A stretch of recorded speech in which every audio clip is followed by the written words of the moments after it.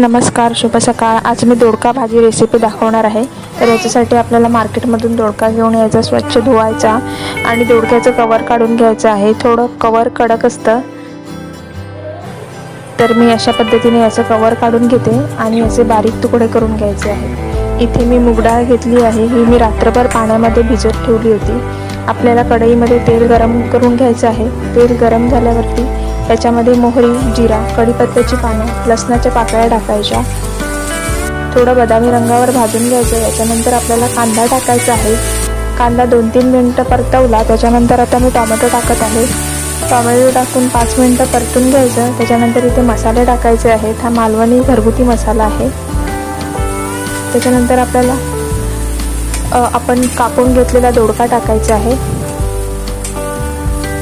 2-3 मिनिटं परतवून घ्यायचं। मीठ टाकायचं आहे चवीप्रमाणे। त्याच्यानंतर इथे आपल्याला मूग डाळ टाकायची आहे। ही मूग डाळ मी रात्रभर पाण्यामध्ये भिजत ठेवली होती आणि अगदी अर्धी वाटी मी पाणी टाकलं आहे। 20 मिनिटं मंद आचेवरती शिजवून घेतलं। इकडे आपली भाजी तयार झाली आहे। वरून कोथिंबीर टाकायची आणि ओलं खोबरं टाकत आहे। इथे तुम्ही शेंगदाण्याचं कूट वापरू शकता। इकडे आपली गरमागरम भाजी तयार झाली आहे। तुम्हाला जर ही रेसिपी आवडली तर नक्की लाईक, शेअर आणि सबस्क्राईब। धन्यवाद।